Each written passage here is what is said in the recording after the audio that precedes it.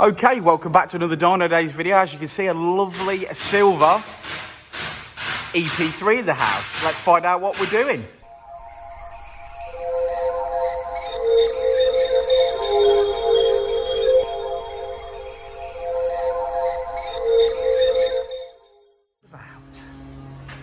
Rich, what we doing? Where are we up to? Those sorts of things. Did you order them racks? I did order them rags, that's yeah. all right. Why, do you need some? Yeah, we'll do now. Okay, cool. Right. I noticed you've already done some brakes. Well, brakes already done. Jenna did that this morning. Well done, Jeno. Okay. Yeah, so I can't remember what disc they were. What disc were they, Jenna? Were they named discs? PBS, something like I that? think they were PBS, yeah. I think the PBS discs were PBS pads, front and rear. So, Oh, okay. nice little set of discs and pads. But the core of the work, what's going on today? Cams. Oh, yeah. Cams and timing chain. Yeah, so we're sort of at the midway point, really. We've got chains off, cams are out. Obviously, we've done a bit of clean up, still got a bit of clean up to do, getting everything ready to go back together. Original cams are out. We swapped them over for the Skunk2s if you want to have a look over there. Oh, okay. Let's have a wander. Okay, yes, I can see them. Yeah, so we swapped over. These are the Skunk2 cams. We've swapped obviously the gears over and the cam pickup sensors we've swapped over. So these are sort of ready to go back in. Like I say, just on a sort of clean up mission at the minute, and then start putting things back together. Okay, I'll come and find you in a bit. Okay. Oh, lovely. I can see some cams are in. Yeah, so new cams, new chain, new guides. Customer supplied all the parts, to be fair, so we're just fitting. But yeah, all that lot's in. So we'll get the side casing back on and get the engine mount back on and start building all this up. Do the valve clearances, most important, don't forget that. Okay. Do valve clearances and set the valve clearances and just get all that sorted out. And then He's got a fresh rocker cover to go on. Yeah, fresh rocker cover to go on, RDX injectors and a fuel rail. I think that's it, we're done at that point. Oh, awesome. All right, mate, I'll check back with you in a bit. And onto the dyno. It's had everything fitted now, so it's cams, it's chain, fuel rail, etc, etc. It's now time to have a look at the map and start tuning. Now, we have tuned this one before, and I believe it did leave with 237 brake horsepower. So that's our goal, to beat that today, and I think we should with cams. So let's get cracking.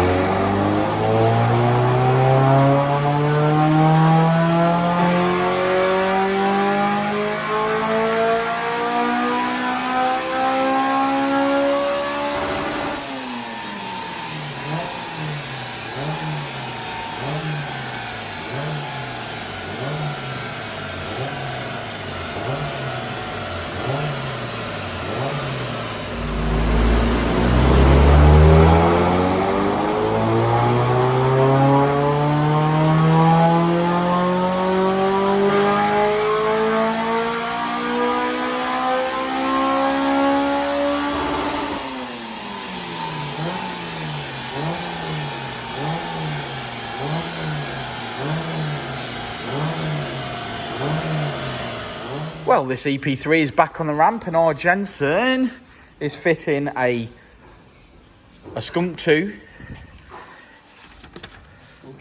Ultra Street intake manifold. Yeah, and also a throttle body, a 70mm throttle body. So we'll check back with Jeno when he's started to bolt bits back on, and then I'm sure it'll end up back on the dyno.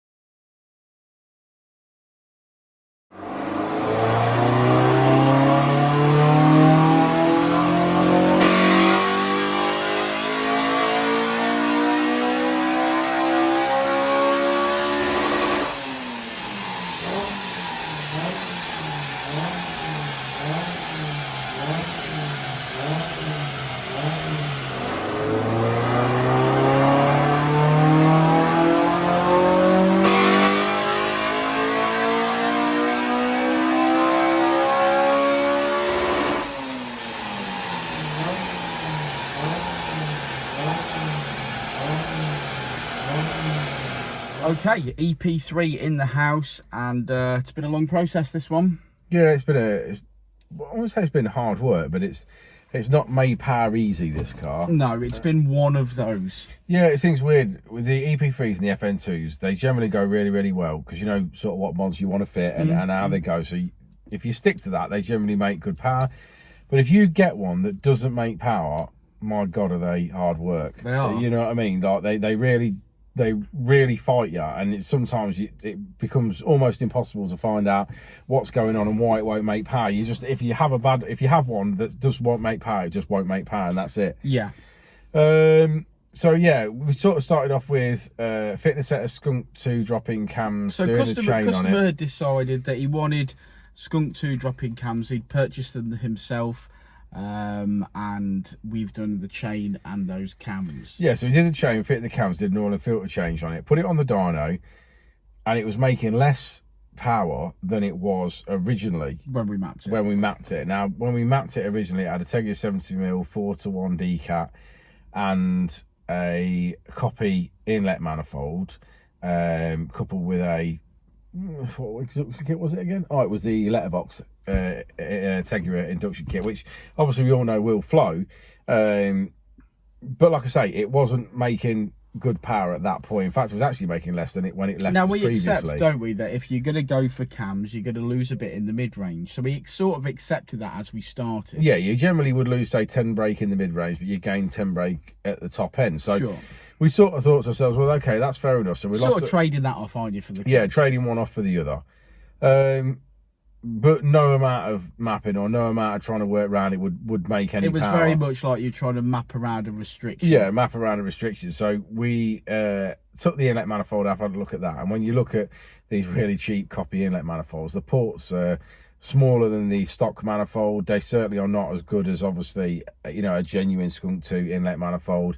So we changed the inlet manifold and throttle body and fitted a Dynodaze induction kit. The Dynodaze induction kit, in my opinion, wouldn't necessarily make power, or wouldn't make power as such, but we wanted to eliminate the letterbox airbox being a restriction. So we've sort of gone down that route at the moment with that.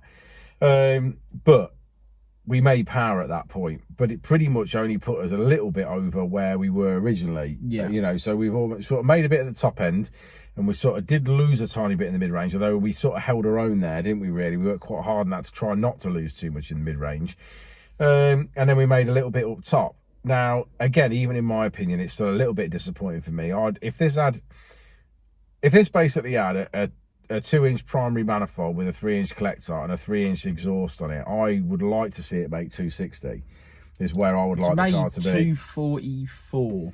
Yeah, we finished on 244. Now, for me, with a set of cams, that's disappointing. But I think what's happened here is it's got all the right mods going in, and the cams are obviously getting air in.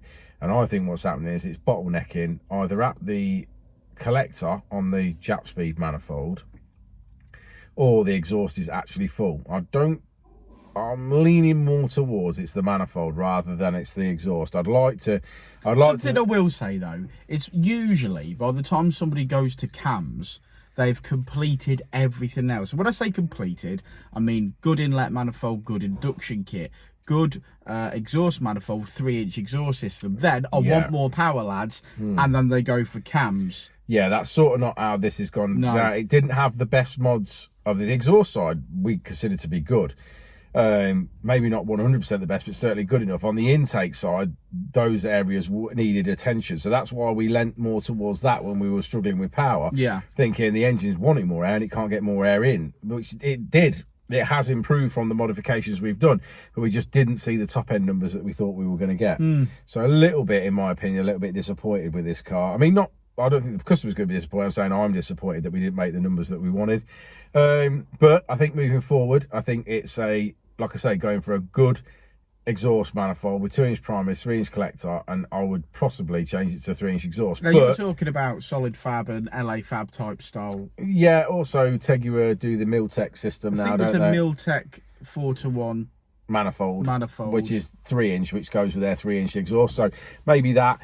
I'd be really tempted though to change the manifold first and see if that revives it, because the exhaust, the Tegiwa 70mm exhaust, is a good exhaust as far as I'm concerned, but it'd be interesting to see if the bottleneck is the manifold and the exhaust, or whether it's just the manifold. Because I have, yeah, again though, I'm thinking of all the ones that we've mapped with cams, EP3s, and they've all had 3-inch exhaust systems. They have. No, I've got cams on my FN. Not 90% of the time we get them. Here's an example here, is that the FN2s, as you guys know, don't make power as easy as the EP3s. No, they don't generally. And I've got the same amount of power now in my FN2 as this EP3 with very similar mods.